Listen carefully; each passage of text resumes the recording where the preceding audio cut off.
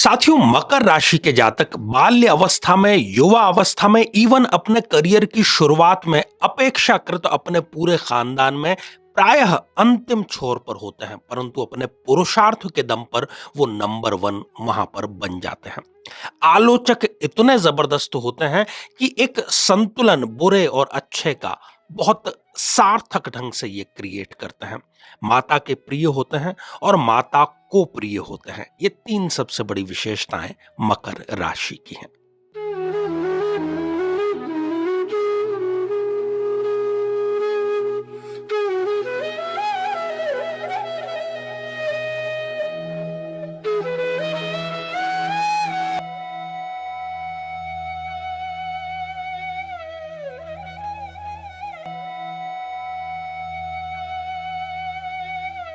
तो मेरे बहुत ही प्रिय और बेहद सम्मानित साथियों, हृदय की असीम गहराइयों से अभिनंदन, बहुत बहुत हार्दिक स्वागत।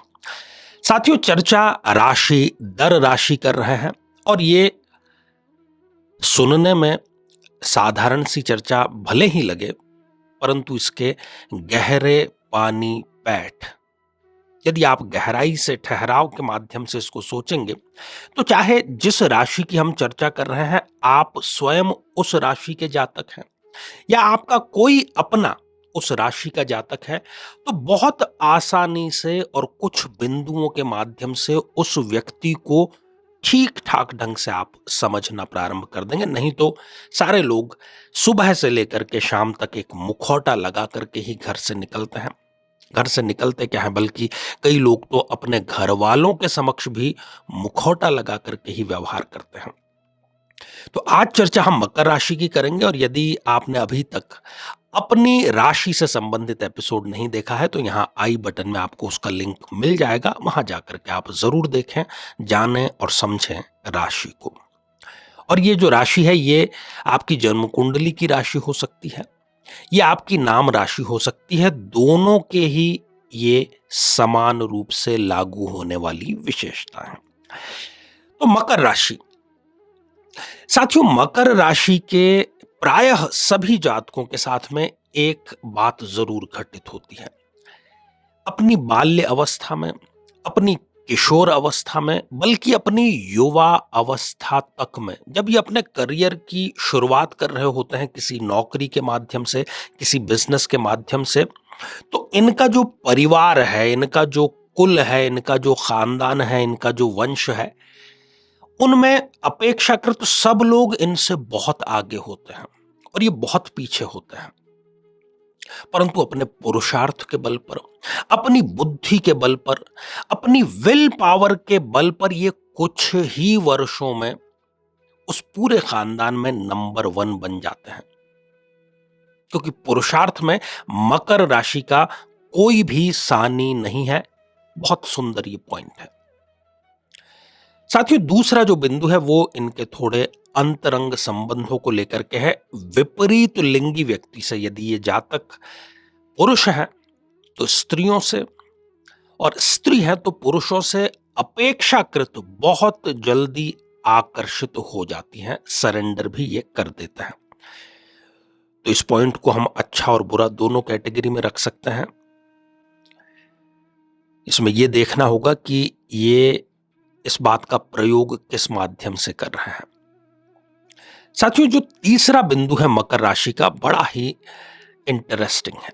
कैसे कि ये आलोचक तो होते हैं, पर ऐसा नहीं कि किसी की आलोचना करने बैठे तो बस उसका पोस्टमार्टम ही कर दिया, नहीं।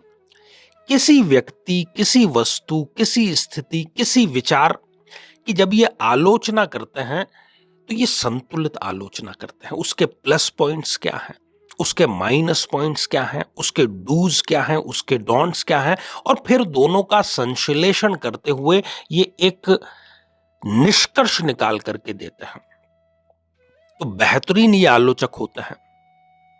संगीत प्रेमी होते हैं, खासतौर पर हो सकता है कि किसी वाद्य यंत्र या किसी विधा में स्वयं पारंगत हो, या नहीं तो मुरीद तो ये होते ही हैं और जीवन भर कला से प्रत्यक्ष या अप्रत्यक्ष रूप से जुड़े रहना ये पसंद करते हैं।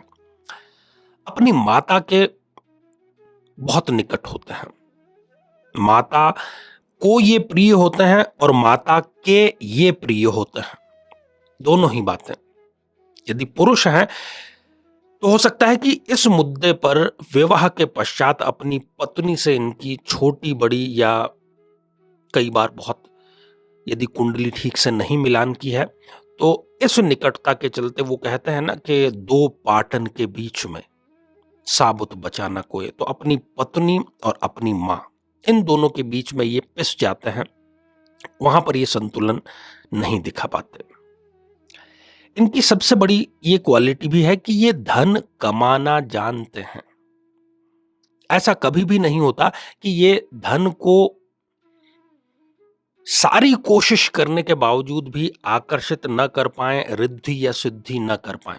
अगर ये ठान लेते हैं कि मुझे इतने समय में, इतनी समय सीमा में इतना धन कमाना है, तो ये येन केन प्रकारेण साम दाम दंड भेद करके कमा ही लेते हैं। तो धन की कोई बहुत विशेष कमी इनको जीवन में, खासतौर पर जीवन के उत्तरार्ध में बिल्कुल भी नहीं होती। एक और तारीफ काबिल जो इनका व्यक्तित्व का हिस्सा है वो ये है कि अक्सर हम अधिकारों को तरजीह देते हैं, कर्तव्य निभाने में पैर पीछे कर लेते हैं। मकर राशि का जातक या जातिका कर्तव्य निभाने में सदैव तत्पर रहता है। बिना कहे ही, बिना आदेश दिए, बिना निर्देश दिए अंतर मन से जागृत होकर के वो अपने कर्तव्य को निभाने के लिए सदैव तत्पर रहता है और ईमानदारी के साथ में अपने सभी कर्तव्यों का वो निर्वहन करता है। तो इसके लिए तो इनकी तारीफ बनती है। जीवन में किसी समस्या का सामना कर रहे हैं, जैसे कि शादी में देरी होना, पति पत्नी में मनमुटाव या तलाक तक की नौबत आ जाना, संतान का प्राप्त न हो पाना, नौकरी या धन प्राप्ति में बाधा आना, जीवन के प्रत्येक क्षेत्र में किसी न किसी प्रकार की बाधा आना। तो आज ही अपनी जन्म पत्रिका का संपूर्ण विश्लेषण करवाएं और पाएं समस्या से सदैव के लिए मुक्ति। तो साथियों, ये श्रृंखला हमारी आगे भी जारी है और अब समय हो चला है आप लोगों के कुछ कमेंट्स को शामिल करने का। पहला जो कमेंट है ये ज्योति राठौड़ जी ने लिख भेजा है और आपने लिखा है कि मेरी भी कुंडली में मंगल दोष है, कोई परेशानी नहीं है। 40 से 45% कुंडलियों में मंगल दोष होता है। तो सावधानी आपको यही बरतनी है कि जब आप विवाह संपन्न करें तो मंगल का मिलान ठीक से करें, ग्रहों का मिलान ठीक से करें, भावों का मिलान ठीक से करें, आने वाली महादशाओं अंतरदशाओं का मिलान ठीक से करें। ढेर सारी आपको शुभकामनाएं। साथियों, अगला जो कमेंट है ये ज्योति सिंह जी ने लिख भेजा है कि सर, अगर ये कॉम्बिनेशन नवमांश चार्ट में हो तब भी यही असर होगा, प्लीज बताएं। ज्योति जी, बिल्कुल अवश्य ही यही असर रहेगा। ढेर सारी आपको शुभकामनाएं। साथियों, अगला कमेंट गीता मंडल जी ने लिख भेजा है और आपने लिखा है कि मेरी भी कुंडली में 9th हाउस में भाग्य स्थान में 4 ग्रह हैं। तो बहुत अच्छी बात है, ये अच्छा पॉइंट है। त्रिकोण में बशर्ते ये ग्रह शुभ हों, योग कारक हों, तो आपको भी ढेर सारी असीम शुभकामनाएं। तो साथियों, आज के लिए केवल इतना ही और इसी मंगल कामना के साथ में कि आप सभी सपरिवार स्वस्थ, समृद्ध और शांतिपूर्वक जीवन व्यतीत करें। नमस्कार।